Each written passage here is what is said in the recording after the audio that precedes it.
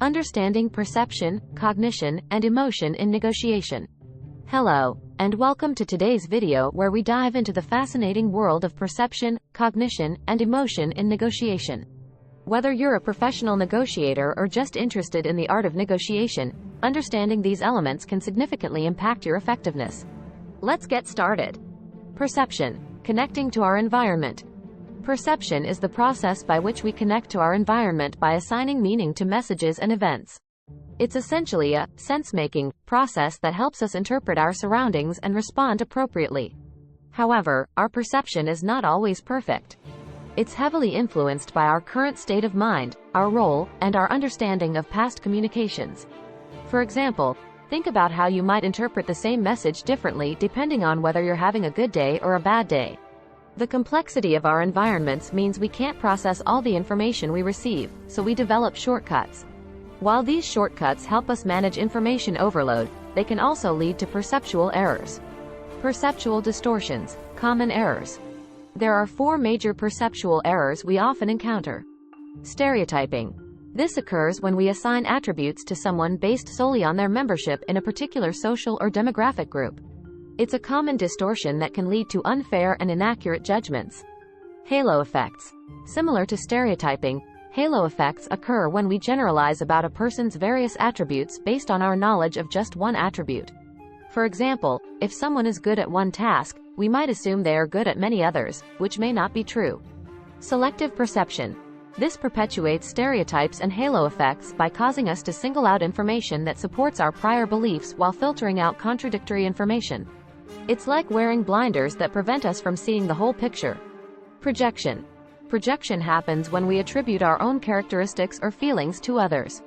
This often arises from a need to protect our self-concept and can lead to misunderstandings and conflicts.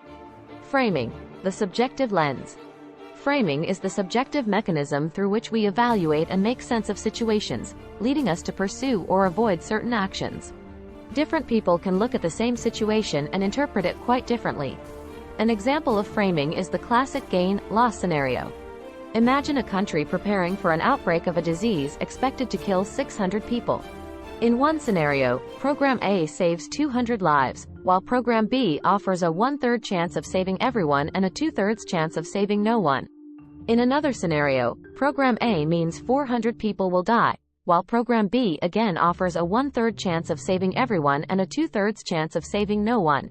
Interestingly, people overwhelmingly chose Program A in the first scenario and Program B in the second, even though the probabilities are the same. This is due to the framing of the outcomes as gains or losses. Cognitive biases in negotiation. Negotiators often fall prey to cognitive biases, systematic errors in processing information that impede performance. Some common biases include irrational escalation of commitment. This occurs when negotiators continue a course of action even when it becomes irrational. Mythical fixed pie beliefs. The assumption that all negotiations involve a fixed pie that must be divided, rather than opportunities for mutual gain. Anchoring and adjustment. The tendency to rely too heavily on the first piece of information, the anchor, when making decisions. Availability of information. Overemphasizing information that is vivid or recent, which may not be the most relevant. The winner's curse. Settling quickly on an agreement and then feeling discomfort about a win that came too easily. Overconfidence. Overestimating our ability to be correct or accurate. Reactive devaluation. Devaluing an offer simply because it comes from an opponent. Emotion in negotiation. Emotions play a significant role in negotiation. Positive emotions, often lumped under happiness, can lead to more integrative processes and foster a positive attitude towards the other side. Conversely, negative emotions like anger and anxiety can lead to competitive or distributive negotiation tactics, undermine analytical ability, and escalate conflicts. For example, anger can sometimes signal a willingness to settle and be effective if expressed by a powerful party. However, it can be detrimental in other circumstances. Anxiety often leads to worse outcomes, smaller opening offers, and a tendency to expect worse results. Conclusion. In conclusion, understanding perception, cognition, and emotion is crucial for effective negotiation. By recognizing perceptual distortions and cognitive biases, and managing our emotions, we can improve our negotiation strategies and achieve better outcomes. Remember, Negotiation is not just about winning or losing, but about finding a mutually beneficial solution. Thank you for watching.